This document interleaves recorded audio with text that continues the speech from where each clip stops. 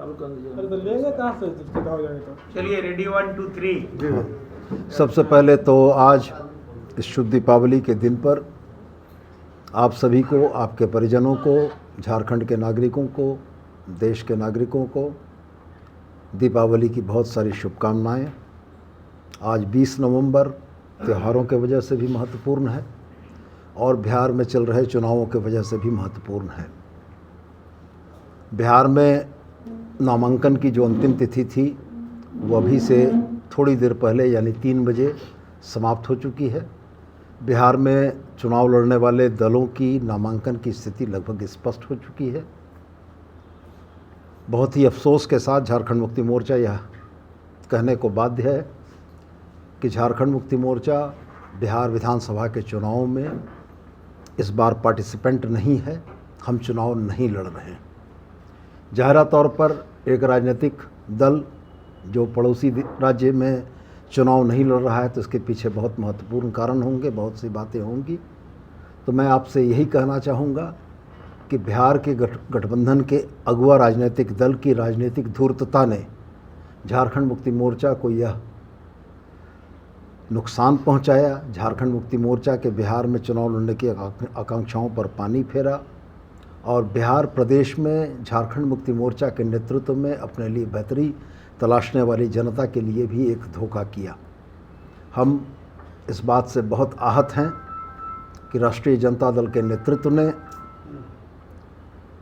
गठबंधन में झारखंड मुक्ति मोर्चा की उचित भागीदारी को सुनिश्चित करने का कोई प्रयास नहीं किया और निश्चित रूप से राजनीतिक चालबाजियों और धूर्तताओं के वजह से जिस तरीके से आज यह परिस्थिति बनी कि झारखंड मुक्ति मोर्चा जैसा एक बड़ा राजनीतिक संगठन बिहार के चुनाव में भागीदारी नहीं कर पा रहा है, इसके लिए हम राष्ट्रीय जनता दल के नेतृत्व को पूर्णतया दोषी मानते हैं और साथ ही गठबंधन धर्म का पालन न करने के लिए मैं अपने सहयोगी कांग्रेस को भी इस बात के लिए दोषी मानता हूं कि अगर झारखंड में यह गठबंधन पूरी मजबूती के साथ चल रहा था तो बिहार के चुनाव में झारखंड मुक्ति मोर्चा की भागीदारी सुनिश्चित कराने का प्रयास कांग्रेस के तरफ से भी होना चाहिए था, जो शायद नहीं हुआ।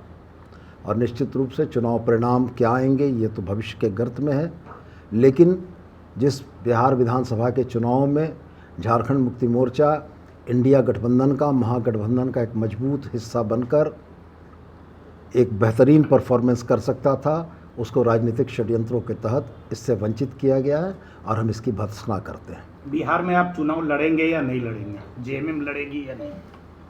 मैंने बहुत स्पष्ट कहा कि आज 20 तारीख 2 वजहों से महत्वपूर्ण है। पहला यह कि आज दीपावली है और दूसरा यह कि दूसरे चरण के नामांकन की तिथि 3 बजे समाप्त हो चुकी है और मैं आपके समक्ष पौन घंटे के बाद बैठा हूँ।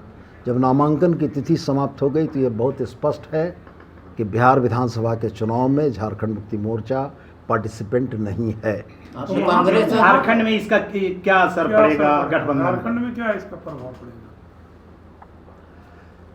देखिए, गठबंधन धर्म का पालन करना किसी भी राजनीतिक संगठन के लिए बड़ा महत्वपूर्ण होता है। मैं बहुत स्पष्ट यह मानता हूँ कि गठबंधन 2 भाइयों के बीच का वह पारस्परिक समायोजन है जिसमें दोनों ही एक दूसरे के हितों का ख्याल रखते हैं। झारखंड मुक्ति मोर्चा ने 2015 के चुनावों में अपने सहयोगी दल राष्ट्रीय जनता दल की मदद करने के उद्देश्य से भी प्रयास किया। 2020 में राष्ट्रीय जनता दल और कांग्रेस के गठबंधन ने 3 सीटों का आश्वासन हम लोगों को दिया था, जो आखिरी समय में वह 3 सीटें इन लोगों ने राष्ट्रीय जनता दल, कांग्रेस और जदयू ने एक-एक करके बांट ली और झारखंड मुक्ति मोर्चा को धोखा मिला। हम अपनी बात अगर कहते हैं तो हमने बताया कि 2015 के चुनाव में भी हमने राजद को मदद की थी। 2019 के चुनाव में भी राजद हमारे गठबंधन का पार्ट था। 2019 के चुनाव में राजद का एकमात्र विधायक सत्यानंद भोक्ता जीते थे, जिसको गठबंधन धर्म का पालन करते हुए हेमंत सोरेन जी ने 5 वर्षों तक मंत्री बनाकर रखा। 2019 के चुनाव के बाद 2024 का चुनाव आया। 2024 के चुनाव में गठबंधन धर्म का पालन करने के लिए झारखंड मुक्ति मोर्चा ने कांग्रेस, राजद और वाम दलों को समायोजित किया। चुनाव के परिणामों के बाद सरकार बनाने की बारी आई तो 4 सीटें होने के बाद भी राजद को हम लोगों ने एक बर्थ दी, जो कि हमारे एक मंत्री हैं।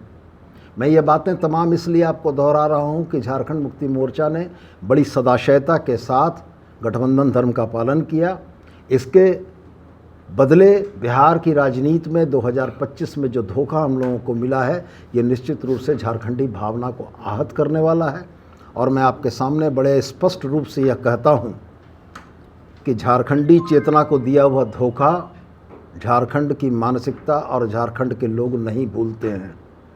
हम निश्चित रूप से प्रतिकार करेंगे और हम निश्चित रूप से उनको यह बताएंगे कि झारखंड मुक्ति मोर्चा एक बड़ी ताकत है, इस देश के आदिवासियों की एक मजबूत आवाज़ है, और अगर इस देश के आदिवासियों की उस मजबूत आवाज़ को दबाने की कोशिश की गई है तो निश्चित रूप से इसका खामियाजा उन तमाम लोगों को भुगतना पड़ेगा। झारखंड में आरजेडी गठबंधन दल में अब रहेगा या नहीं रहेगा? पार्टी निश्चित रूप से आने वाले समय में महागठबंधन के राजनीतिक दलों के क्रियाकलाप के आधार पर समीक्षा करेगी और संगठन के प्लेटफॉर्म पर, पार्टी के प्लेटफॉर्म पर समीक्षा के उपरांत मुक्ति मोर्चा के राजनीतिक हितों के जो अनुकूल होगा उसके अनुरूप निर्णय करेगी। और ये निश्चित रूप से मुक्ति मोर्चा के राजनीतिक हितों के साथ साथ झारखंडी हितों के भी अनुकूल होगा। बिहार में क्या रोल रहेगा अब बिहार के चुनाव में? बिहार के चुनाव में झारखंड मुक्ति मोर्चा किसी भी तरीके से सक्रिय राजनीति में नहीं है। हम वहाँ के किसी भी राजनीतिक कार्यक्रमों में भागीदार नहीं हैं। क्या आरजेडी और कांग्रेस को सबक सिखाया जाएगा बिहार के चुनाव में? मैं यह स्पष्ट मानता हूँ कि अगर सक्रिय भागीदारी मेरी नहीं है तो वैसी स्थिति में झारखंड मुक्ति मोर्चा को चाहने वाले और जिस तबके का प्रतिनिधित्व झारखंड मुक्ति मोर्चा करता है वह मतदाता भी इस बात को बड़ी गंभीरता से देख रहे हैं कि किस तरीके का राजनीतिक छल का शिकार झारखंड मुक्ति मोर्चा को बनाया गया। इसका जवाब वहाँ की जनता देगी। और मैं पुनः दोहराकर आपसे यह कहता हूँ कि पार्टी संगठन की तरफ से माननीय मुख्यमंत्री के निर्देश पर 7 तारीख को यानी 7 अक्टूबर को मैं पटना गया था अपने सहयोगी विनोद पांडे जी के साथ। हम 2 लोगों की इस टीम ने जाकर राष्ट्रीय जनता दल के शीर्ष नेतृत्व के साथ मुलाकात की थी। उस शीर्ष नेतृत्व के साथ 1 घंटे से ज़्यादा चली हुई वार्ता में बड़े सौहार्दपूर्ण तरीके से इन बातों का एक सहमति बनी थी कि झारखंड मुक्ति मोर्चा इंडिया गठबंधन का पार्ट है और झारखंड मुक्ति मोर्चा को समायोजित करने में कहीं से कोई कमी नहीं होगी। लेकिन 7 से लेकर 20 अक्टूबर तक के इन 13 या 14 दिनों के कार्यकलाप में राजनीतिक धूर्तता का जैसा परिचय दिया गया है ये निश्चित रूप से आहत करने वाला है।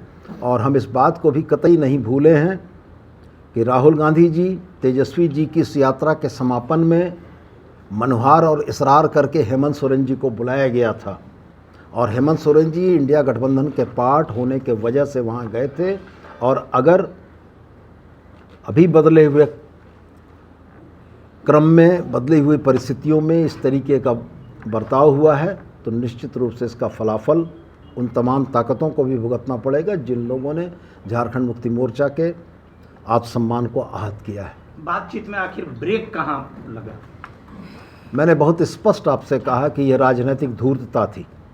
सीट शेयरिंग में जेएमएम का ज़्यादा डिमांड था और वो पूरा नहीं होने के कारण क्या नहीं। कितने सीटों की मांग?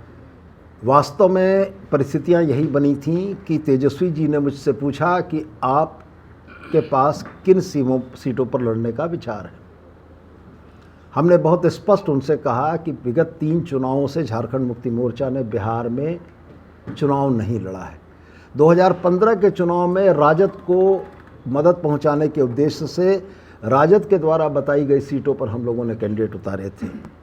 2020 के चुनाव में हमने स्पष्ट बताया कि 3 सीटों को देने की सहमति बनी थी जिसको आखिरी समय में बदल दिया गया। हमने तेजस्वी जी को 28 वैसी सीटें बताईं जिन सीटों पर बिहार में ट्राइबल वोटर्स सिग्निफिकेंट हैं। हमने उनको बताया कि इन 28 सीटों में से 22 सीटें आप हारे हैं और एक मार्जिनल छोटे से अंतर से हारे हैं।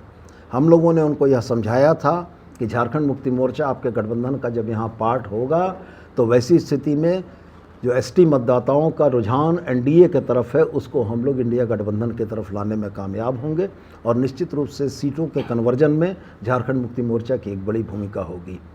हमें भी इस बात का आश्वासन मिला कि वो हमारे नेता हेमंत सोरेन जी से बात कर लेंगे और ये बात करने का सिलसिला, यह प्रक्रिया लगातार चलती रही। कभी कांग्रेस से गठबंधन की बातें आती थीं कि उनसे बात चल रही है, इसके बाद आपसे बात हो जाएगी। कभी वीआईपी पार्टी के सहनी जी की बात चलती रही, कभी लेफ्ट पार्टीज़ की बात चलती रही, कभी इंडिया इंक्लूसिव पार्टी के नाम से एक नई पार्टी जिसका नाम शायद आप भी नहीं जानते होंगे, उसको भी एकोमोडेट करने की बात चलती रही। लेकिन बड़ा दुर्भाग्यपूर्ण यह रहा कि जिस इंडिया गठबंधन का एक मजबूत भागीदार झारखंड मुक्ति मोर्चा है, उसके दावों को खारिज किया गया। और इसमें मैंने स्पष्ट कहा आपको कि मैं राजद को जितना दोषी मानता हूं, मैं यह भी दोषी मानता हूं कि कांग्रेस की भी इसमें भूमिका रही है।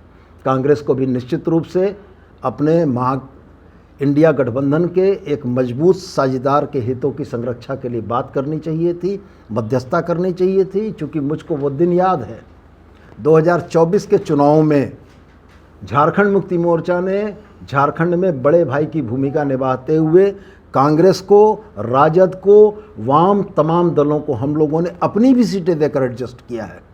आज वाम के जिन 2 सीटों पर विजयी हुई है, निरसा और सिंदरी, आप ऐतिहासिक आंकड़े उठाकर देख लें, वहाँ पर पिछले चुनावों में दूसरे स्थान पर झारखंड मुक्ति मोर्चा था। और वैसी भी परिस्थिति होने के बाद हम लोगों ने निरसा और सिंदरी उनको दिया और गठबंधन धर्म का पालन किया। राजद के साथ भी हम लोगों ने गठबंधन धर्म का पालन किया। इसलिए हमारी यह पीड़ा है कि जिस तरीके से राजनीतिक धूर्तता का परिचय देते हुए समय को किल कराया गया, ये बड़ा दुर्भाग्यपूर्ण है और इसका असर महागठबंधन की बिहार झारखंड की राजनीति पर निश्चित पड़ेगा। मतलब कांग्रेस से भी समीक्षा करेंगे रिश्तों की। देखिए, बिहार चुनाव में कहीं गठबंधन दिख रहा है क्या? आरजेडी अपना उम्मीदवार भी उन सीटों से उतार रही है जहां से कांग्रेस लड़ रहा है। देखिए, कांग्रेस का जहां तक सवाल है, हमारी शिकायत कांग्रेस से एक ही बात की है कि इस गठबंधन के एक मजबूत भागीदार की राजनीतिक भूमिका तय कराने में कांग्रेस ने अपने तरफ से कोई एफर्ट नहीं किया, जबकि ये उनका भी दायित्व बनता था कि वो झारखंड मुक्ति मोर्चा की राजनीतिक भागीदारी सुनिश्चित करने के लिए अपने स्तर से भी पहल करते। तो निश्चित रूप से हमारा कहीं ना कहीं आज सम्मान इस बात के लिए आहत हुआ है कि ये जो परिस्थितियां बनी हैं, यह परिस्थितियां कांग्रेस के भी मूक और मौन रहने के चलते बनी हैं। और कांग्रेस यदि मूक और मौन रही है तो हमारे लिए ये बड़े अपमान और आहत करने की बात है। क्या राजनीति में कहा जाता है कि कुछ भी असंभव नहीं है? क्या झारखंड मुक्ति मोर्चा के लिए भी कुछ भी असंभव नहीं है?